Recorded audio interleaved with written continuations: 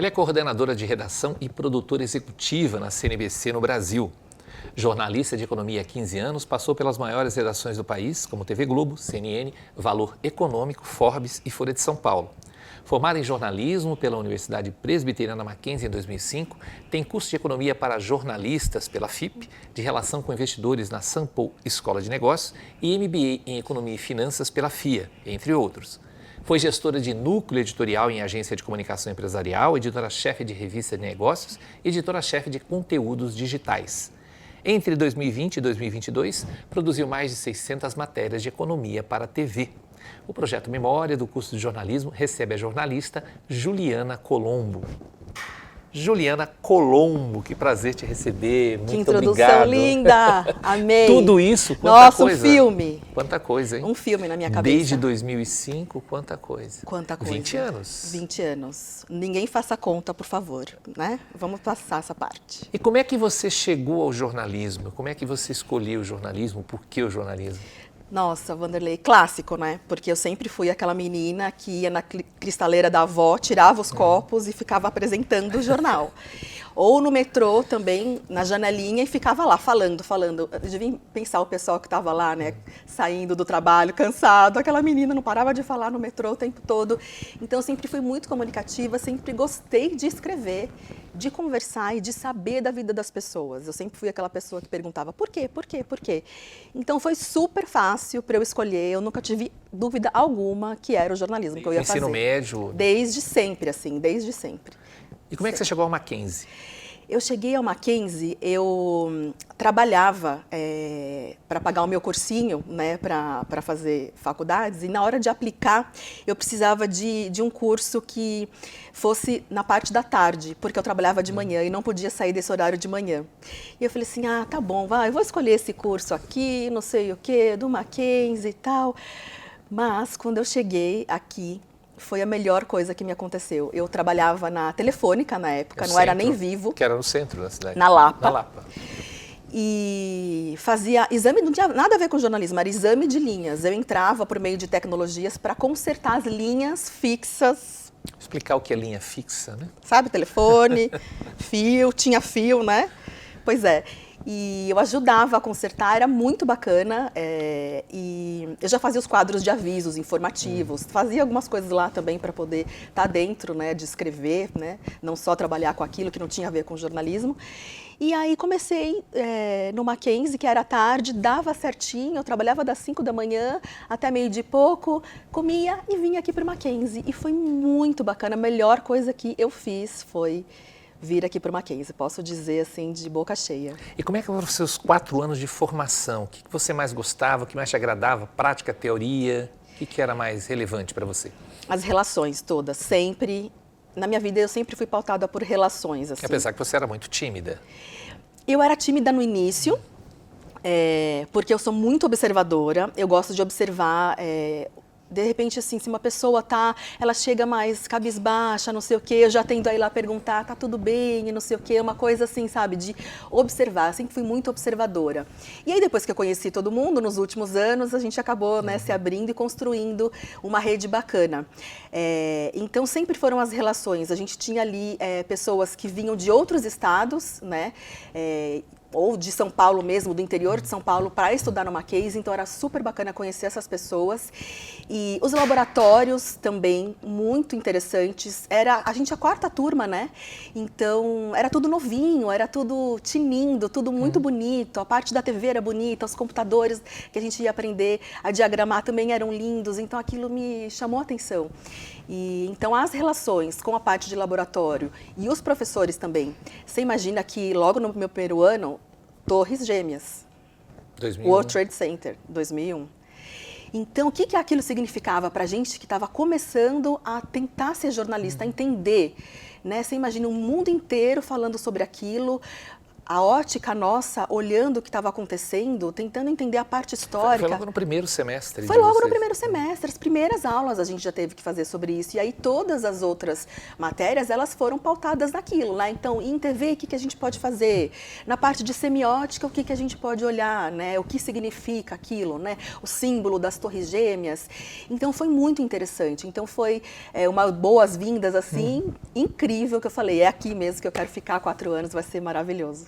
Pegando as Torres Gêmeas, a gente está falando de 2001, onde a gente não tinha rede social. De qualquer maneira, a televisão dava ali de primeira, a gente acompanhou a queda, né, a batida do segundo avião. O que mudou no jornalismo de lá para cá, além da rapidez, né? Hoje seria, assim, 300 matérias diárias sobre essa temática. Eu acho que o que mudou principalmente é que todo mundo é produtor de conteúdo, não só o jornalista. E o que significa isso? Isso significa que com um celular na mão, todas as pessoas podem produzir conteúdo bons e ruins. Bons, que ótimo, né? A gente massifica, as pessoas, né, estão aí, a internet está aí, as redes sociais estão aí, a gente tem que usar as ferramentas ao nosso favor. Era só TV ou a revista para ver o artista, o que ele ia fazer, você tinha que esperar aquela revista sair no mês, ou então o seu programa preferido, ou então assistir a uma novela e depois ver alguma coisa, o jornal antes sobre o que aconteceu, o resumo do dia, você ficava restrito àquilo. Hoje todo mundo tem acesso e todo mundo pode fazer essa construção, o que é muito importante. As mudanças, elas chegam. A gente não tem que lutar contra, porque elas vão chegar e elas vão se estabelecer. Então a gente tem que abraçar e entender, né? Estava te falando, relações, a gente tem que ter uma relação ali com esse leão que está chegando para te atacar, né? Porque a gente no primeiro momento, quando vem uma mudança, a gente assusta. Eu fico imaginando o World Trade Center com internet e redes sociais, as pessoas fazendo os vídeos que não iam ter daquele drama. Eu não sei se ia ser bom naquele momento, porque era uma tragédia assim inigualável, que a gente não consegue nem explicar. Mas eu acredito que o jornalista, ele ainda pode se destacar e ele deve se destacar. Porque a gente faz com propriedade, a gente faz com ética, a gente ouve todos os lados. Então, se tem uma fake news, a gente tem que ter o quê? Real news, entendeu? A gente tem que mostrar o que realmente aconteceu, ouvir todos os lados, colocar aquilo para as pessoas saberem. Todo mundo vai produzir o que quiser, mas no fim das contas, se você tem a confiança das pessoas, elas vão recorrer a você. E aí não tem problema, o jornal não vai desaparecer, a TV não vai desaparecer, os sites não vão desaparecer, vai todo mundo confluir, todo mundo tá junto, só que a gente vai separar o joio do trigo e colocar alguns outros entrantes que estão ali junto e que tem muita coisa boa acontecendo, que a gente tem que estar junto com eles também, sabe? Porque faz parte. É assim, não vai mudar, a gente tem que só saber conviver. Mas acho que o jornalismo ele pode se destacar. A gente é produtor de conteúdo, a gente tem que contar as histórias, a gente sabe fazer isso, a gente estudou para isso, a gente se preparou para isso, a gente tem que mostrar que a gente sabe fazer. Dentro de um jornal, seja numa empresa, seja em qualquer lugar. O jornalista, ele é o produtor de conteúdo que tem que abraçar aquilo e falar, eu sei fazer. Eu acho que é assim que tem que ser. Mas você acredita no jornalista ainda como mediador, como gatekeeper da notícia? Acredito. Acredito sim, porque a gente se preparou para isso e a gente tem que se destacar nisso, né? Quem é jornalista consome notícias o tempo inteiro, lê muito, está atualizado de tudo. Via de regra, né? A gente, obviamente, tem exceções. Então, a gente tem que se valorizar e dizer assim, eu sei fazer isso aqui bem. E eu sei que as coisas diferentes estão acontecendo e a gente vai caminhar juntos. E quando você começa a fazer isso profissionalmente e você conhece as pessoas, você consegue fazer essa separação e você ser esse porteiro, né? Você sabe quando é, por exemplo, um lobby, você sabe quando é alguém que quer aparecer de alguma outra forma, você sabe que alguém pode estar mentindo, você vê um balanço e você, no meu caso, jornalista econômica, você vê um balanço, você tá ali, você consegue saber por o que está ali colocado, se de repente aquela empresa tal não está tão bem das pernas na operação em si, ela de repente está utilizando aquilo, enfim, para investir, para fazer outras coisas que não aquilo que, né, ela está dizendo para os investidores que ela faz. Você consegue fazer essa separação. E você só faz isso se você está no dia a dia, se você encara aquilo como o seu ofício, sabe? E não simplesmente como um hobby ou alguma coisa mais superficial. Então, eu acredito muito na nossa profissão ainda. Eu sou super defensora do diploma e acho que a gente precisa né, festejar quem é o profissional. Eu ia te perguntar justamente isso, não exatamente a questão do diploma, mas a diploma em jornalismo, mas a formação acadêmica, quer dizer, a universidade, ela é importante ainda na formação do comunicador? Totalmente, totalmente. É um local para aquilo. Você imagina que você está indo ali quase todos os dias, você vai encontrar pessoas com o mesmo propósito que o seu, você vai encontrar professores de excelência, pessoas que passam ou estão no mercado de trabalho, você vai ter as relações interpessoais, que aquilo vai te ajudar depois. Quem você conhece ali pode ser aquele que vai te empregar depois, ou vice-versa.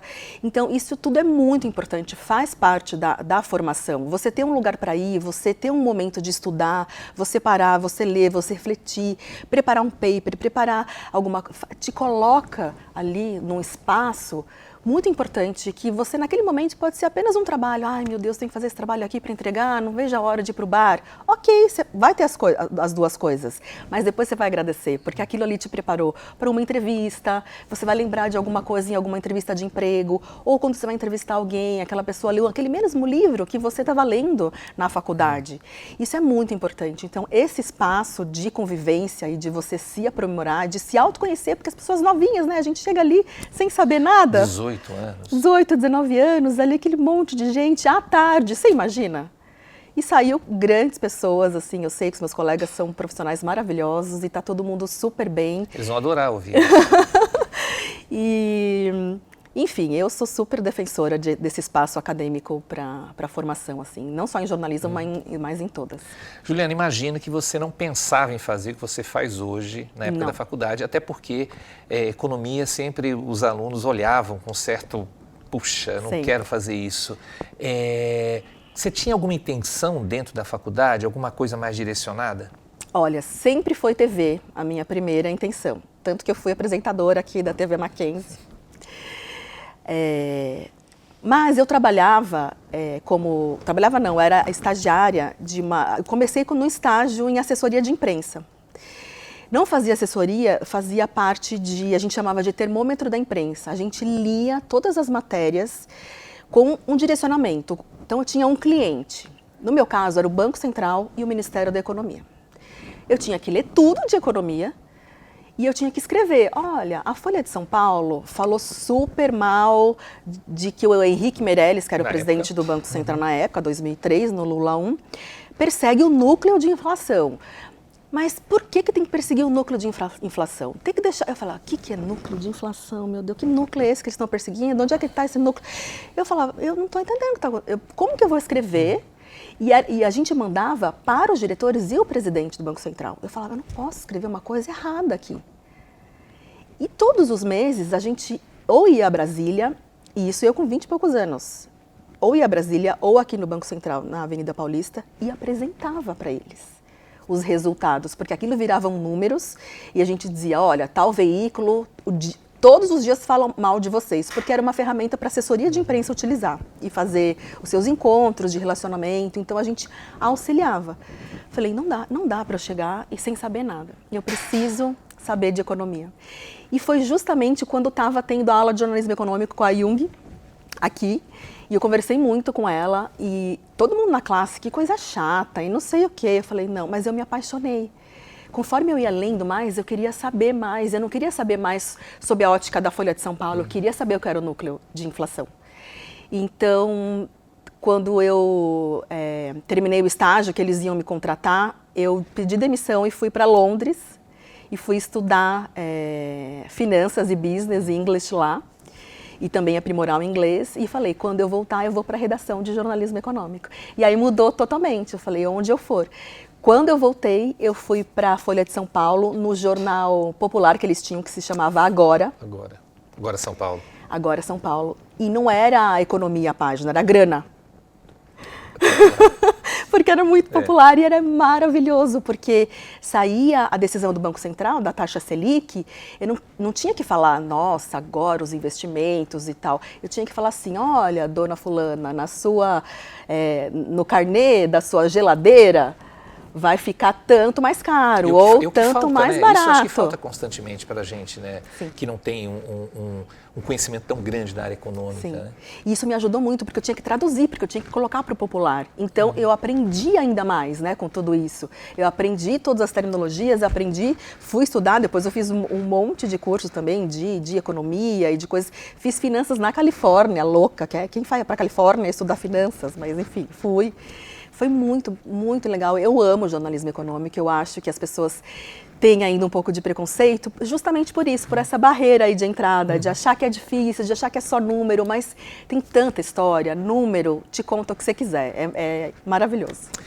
Na tua época não tinha esse veículo, CNBC, também não tinha CNN, também não tinha Band News, também não tinha Record News, também, acho que Globo News estava começando, Globo News acho que já existia. Você acha que tem um mercado mais amplo do que quando você começou, apesar das dificuldades que a gente sabe que tem para o jornalista?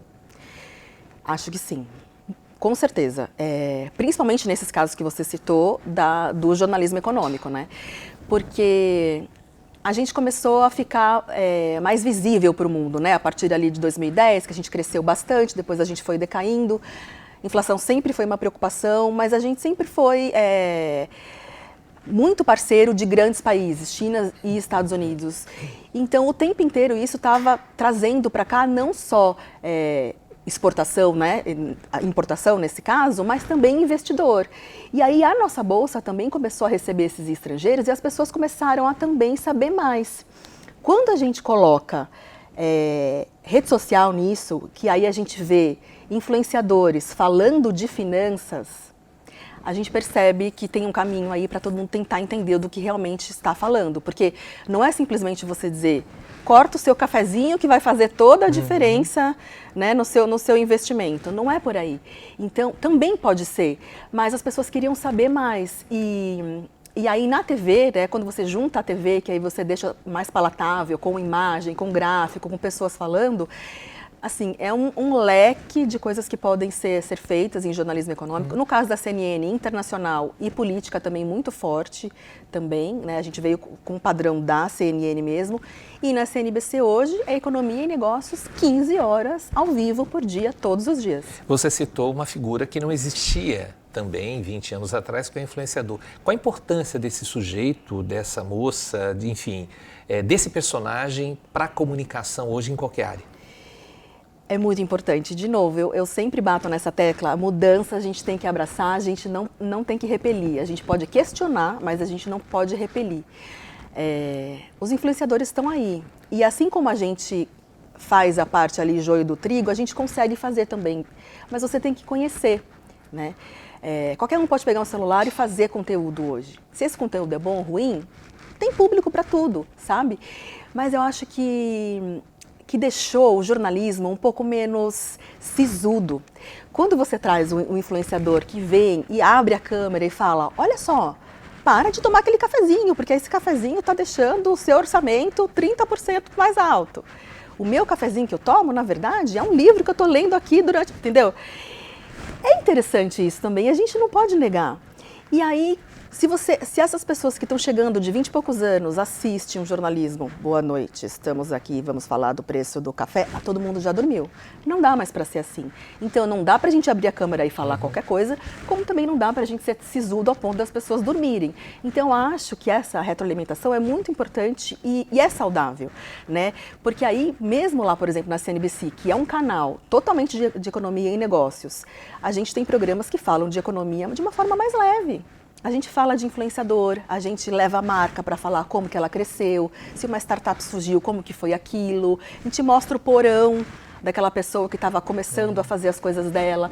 Isso é muito bacana. Eu acho que a gente tem que se unir e saber, obviamente, que tem muita gente... O marketing digital está aí, né? Não tem como a gente fugir mais. E a gente vê muitas pessoas não querendo nem se profissionalizar, querendo viver de internet. A gente tem que conviver com isso. Tem espaço para todo mundo. Quando você faz direitinho, tem para todo mundo. A sua área é muito suscetível a fake news. Quer dizer, todas as áreas são, mas eu acho que a economia é fortíssima. Como é que vocês trabalham isso?